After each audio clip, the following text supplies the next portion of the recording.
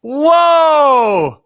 We are going live. We're just turning this thing on because some news dropped from MLS, and we have to talk about it. So hit like and subscribe, and let's get after it. Hi, hello, and welcome to your favorite Average to Good podcast. Call it what you want. This is an emergency edition because MLS just dropped some big news about all 30 of their clubs and what competitions they're going to be participating in 2025 and in 2026. I'm Jimmy Conrad alongside Charlie Davies and Tony Miola, and we're going to break it all down for you.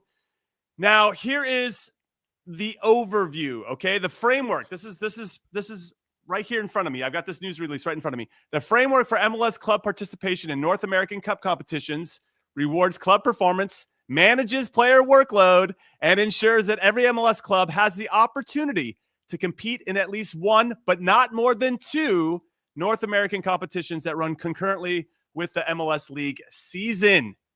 So, okay, that's where we're setting it, guys. Okay, they're laying the framework here for us. Now this qualification structure, I'm continuing this. I'm reading off the news release, will be in place for the 2025 and 2026 MLS seasons, providing a guideline for qualification parameters during this exceptional moment as the Club World Cup happens in 2025 and the World Cup in 2026.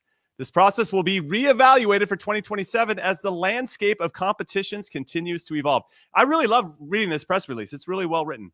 Nice word choice and flow to it overall. I have to agree with you because it's concise, it's clear, you understand it, you can see where the boxes are for each team, and yes, it's very clear to picture. Yes, great job. Yes, great job. Thank you for that, Chuck. Okay, so Concacaf Champions Cup, that criteria is set by Concacaf. So we'll get into who's already in that one. There's going to be quite a few MLS clubs, 10 to be exact. But for Leagues Cup, this year in 2025 and 2026, 18 total MLS clubs will qualify along with the 18 participating Liga MX clubs. The top 9 teams in each MLS conference from the prior season qualify. However, and Tones, I want to get your thoughts on this. There's a modification for 2025. Due to the Vancouver Whitecaps participating in the Concacaf Champions Cup and defending their Canadian Championship title, Vancouver will not participate in Leagues Cup 2025. Instead, expansion club San Diego FC will join the Leagues Cup. And that adjustment allows for all 30 MLS teams to compete in at least one, but not more than two, North American Cup competitions. San Diego getting into the Leagues Cup. That sounds pretty nice since they're pretty close to Mexico. Yeah, and of course, Chucky Lozano going down there. They want to see him there. And remember, there's 2 other competitions that kind of affect, right? So there's 5 total. FIFA Club World Cup affects this, right? Because you've got Inter Miami, who somehow qualified for that tournament, and the Seattle Sounders, who are playing in that. So they'll play in CONCACAF Champions League and that cup. And then there's the Canadian Championship, because the one name we don't see on the 3 listed from the press release is Toronto FC, but their one competition that they are playing in is the Canadian Championship. So there's kind of like 5 tournaments, if you will, that affect, either 1 or 2 that you can play in. Interesting. But it doesn't affect Miami though, because they're still playing in the 2. It's just the 2 of the 4. Right. And Seattle's the same. Seattle's playing in the 2 of them, right? They're playing in CONCACAF Champions League and FIFA Club World Cup. But had there been no FIFA Club World Cup, Seattle's in the Leagues Cup. So Seattle's would be in CONCACAF 3 Champions total. Cup, Leagues Cup, and FIFA World Cup. So Miami and Seattle are the only 2 that play 3. So that's your bonus for getting in there. You get to play, I guess, 3 extra games in the Leagues Cup. So it's interesting. I do like the fact, Jimmy, and I think we all agree on this. And of course, you and I played in Kansas City together, which was owned by Lamar Hunt U.S. Open Cup. There's more teams in it. There's some MLS Next Pro teams in it. So there'll be representation for sure. I'd love to personally see all of them playing that. I get the scheduling part of it, but that would be ideal. But I suppose is it the next best option, if you will?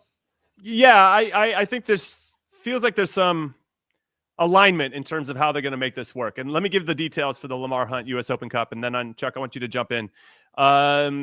So last year, MLS had 8 first teams that participated, and now they're going to bump it up to 16.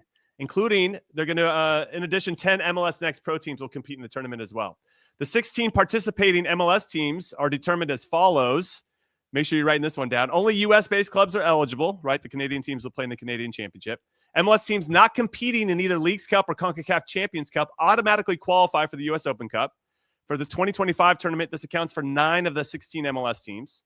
The remaining teams are determined by Supporters Shield standings, excluding teams competing in Concacaf Champions Cup. For the 2025 tournament, this accounts for 7 of the 16 MLS teams.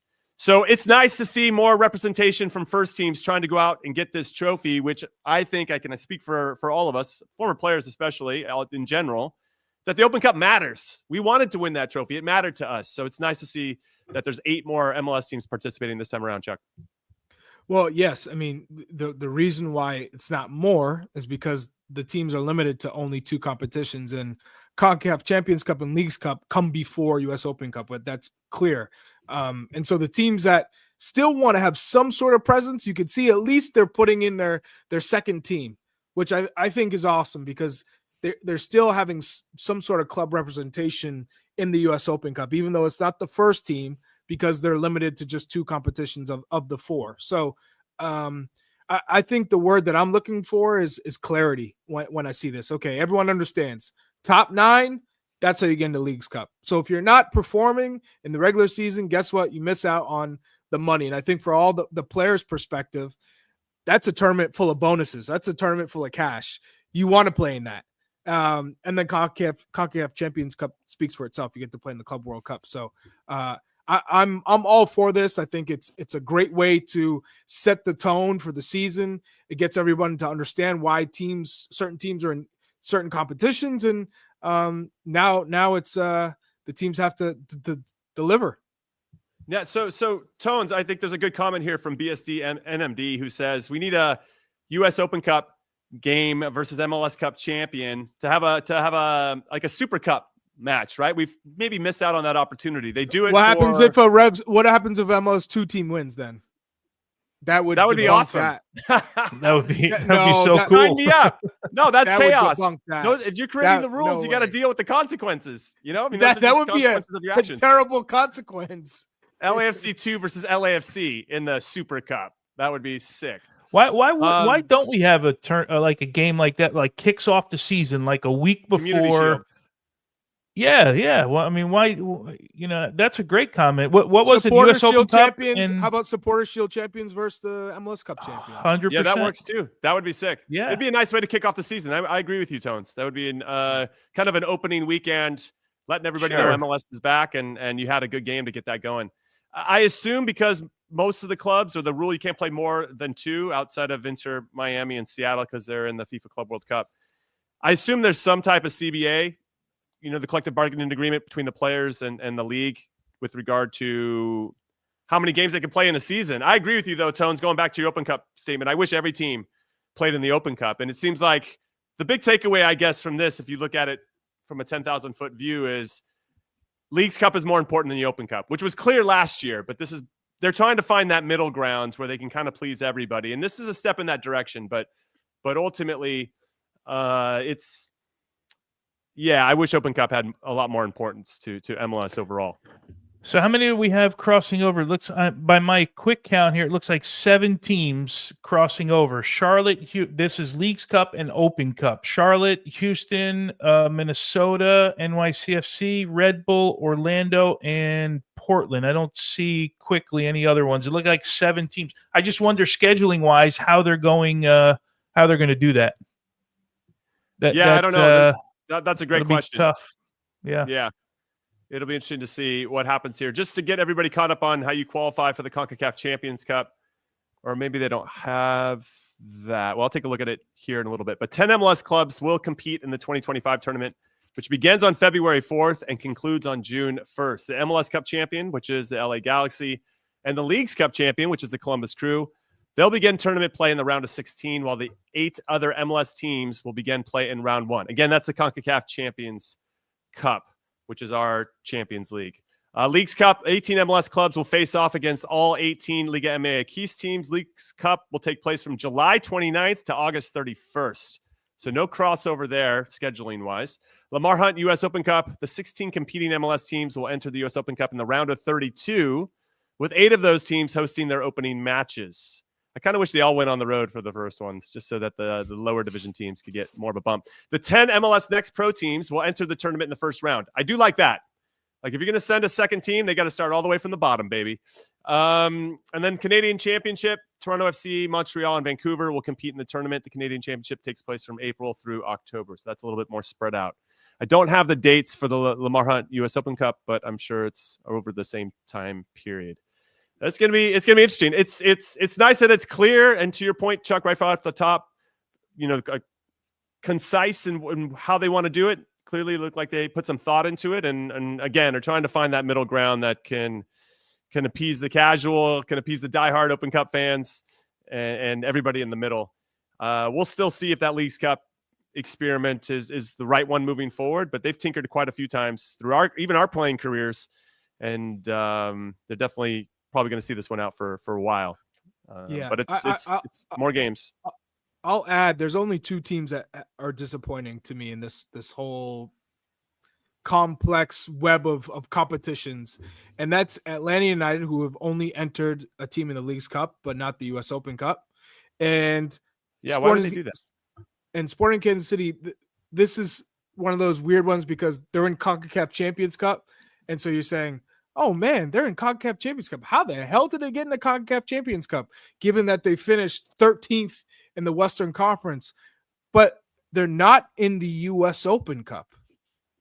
They're not in Leagues Cup because they weren't in the top 9, and they're not in the US Open Cup when typically that's where they would play. So they only decided to play in the Concacaf Champions Cup, which is, I don't understand that. You guys are both Kansas City guys. Are you not uneasy about that? Listen, Tones is closer to Peter Vermes. He's closer to Peter Vermes than I am, but I'm surprised because from what I know about Peter, this just came out. I haven't had a chance to ask him, but I'll ask him at some point. This came out 5 minutes ago, right? But you're right, Chuck. Like the Kansas City tournament. No, you guys took this serious. We did take it serious. Well, they've taken it serious. They've won it a bunch of times, haven't they? Four times, I think they've won it. Right. So how are you surprised they're not in this?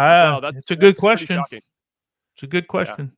So I wonder if he thought that thinned out his squad and impacted their regular season because they were in multiple competitions. That would be my only speculation as to why he would elect. Don't even try and justify it. No, I'm just playing. I'm not trying to justify it, but I'm trying to rationalize. They haven't been good in the regular season or in MLS for a couple seasons, and if he wants to put his focus there, that means less competitions elsewhere. But that's a bit of a surprise, frankly, given the Sporting Kansas City system. Massive surprise. And Tony, I want to get your take on your former teammate Cobi Jones getting a statue with the Galaxy. Hell yeah. Yeah, man. About damn time, right? So if anyone else is going to get a statue there, why wouldn't it be him, man? Yeah, good for him. I would love to be at that ceremony. He is so well deserved, man. He is not only did he play there, but he is still way past his career, has been Mr. LA Galaxy. He does everything. I'm sure you guys follow all the promotions as well too. So yeah, Cobi, good job, buddy. You deserve it. You know what, Chuck, I think what you're setting up is, when is Tony going to get his statue outside of Kansas City? Well, that was coming next. I feel like there's got to be a Miola statue at some point, whether it's outside SKC, whether it's outside the Red Bulls, whether it's outside the new Atlanta U.S. soccer facility. It's got to be coming at some point, right, Tony? Seeing as I haven't heard from U.S. Soccer in years since I last coached, let's put that one on the maybe third or fourth on the list.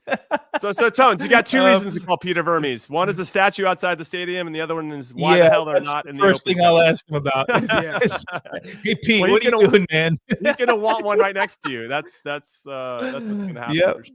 He'll be like, yours is going up before mine. What are you talking about here? I've been here forever. Good night. It's awesome for Cobi, man. They're by the way, we're joking about it. There still should be more of that. I could go pretty much around the league. Like in Colorado, you tell me there shouldn't be a Marcelo Balboa statue. We could go around the league and do this for hours, but maybe that's the start. Maybe Cobi, he's Balboa next. Who would you say is third? Well, you'd probably have to go to DC United with either Jaime Moreno or Echeverri, right? You got to go there. You can go to Chicago. You don't look at Chicago now. If you look at their history, right? You can go Zach Thornton. You can go there's so many guys that you can do out of those teams. Maybe we should do a podcast on that. We come up with a bunch of names, and we'll start putting some pressure on people. Throwback. Yes, I like throwback that. pod. Yeah. We'll get all the old names on the show. We'll try to get all the playmakers: Jaime Moreno, Echeverri, Preki, Cienfuegos, all the old school guys. Hey, digital Tacoera. Tacoera. Well, his statue would be him crawling, right? There'd be what did he call it? What was it called? The digital crawl, didn't he? The crawl. Yeah, the digital crawl. He called it the digital crawl, right? Yeah. Yeah, man. Yeah, there's no Tampa, but that would be 96 to 2003 era. Oh my God. There were some players in those teams, man. Stoichkov. Yeah. Valderrama. Tell me. He would get one. Yeah. All right. So up in New England, who would it be in New England? Sorry, I didn't mean to cut you off. No. It would be Dempsey. in New England. Could it be Zenga? No, Taylor Twellman's up there. Zenga. with a cigarette. Mike Burns. The cigarette in his mouth. Yeah. Oh, it's funny. All right. Before we let everybody go, this is an emergency podcast. Just want to talk about this schedule because it's going to impact the landscape of American soccer here, and North American soccer, I should say, over the coming 2 years. Which one of these competitions would you guys like to win the most? You two, Chuck, Tony, anybody in the chat right now? Which one do you think would matter the most? We could throw MLS Cup in there if you want. Concacaf Champions Cup, without a doubt. Without a doubt, you want to be the best in the region. But I mean, League Cup. I want to play in a Club World Cup, potentially the Champions League winners. I want in a real competition. I mean that's a no-brainer. I think the decision would be between Leagues Cup or U.S. Open Cup. That's not a decision, dude. That's Open Cup all day, every day. There's not even. I'll tell you right now. If you saw the paychecks that were coming in, if you win that Leagues Cup, you look at that paycheck. Financially, you're going to say Leagues Cup. That's what I'm saying. But they should put that money to the Open Cup and make that one better. I know, but think about it right now. If you're in the locker room and you have a vote and you say, guys, here's the check if we win Leagues Cup, and here's the check for each of you. Who do you think's going to win? You know the answer to that. Yeah, the money, of course. Yeah, right. I get it.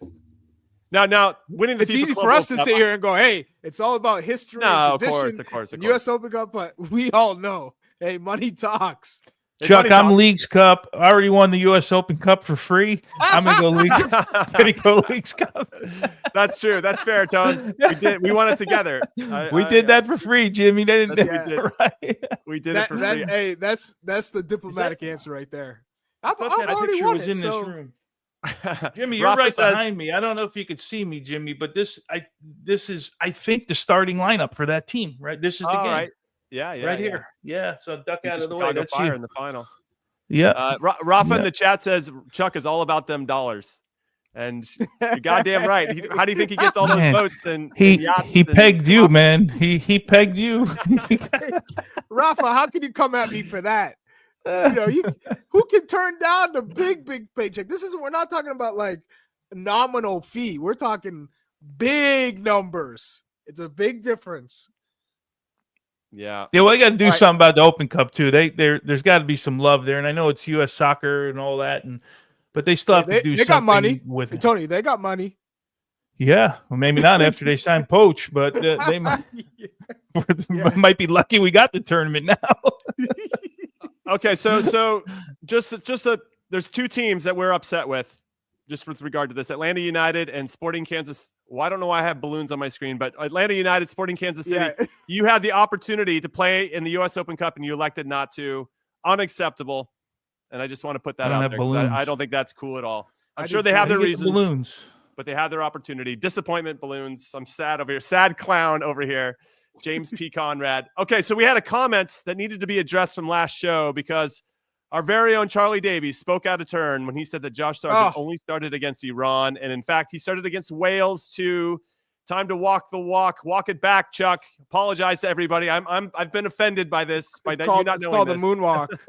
Yeah, so essentially I'm doing the Homer Simpson back into the bush. But yeah, I didn't remember Sarge's performance in the Wales game, so maybe that's why.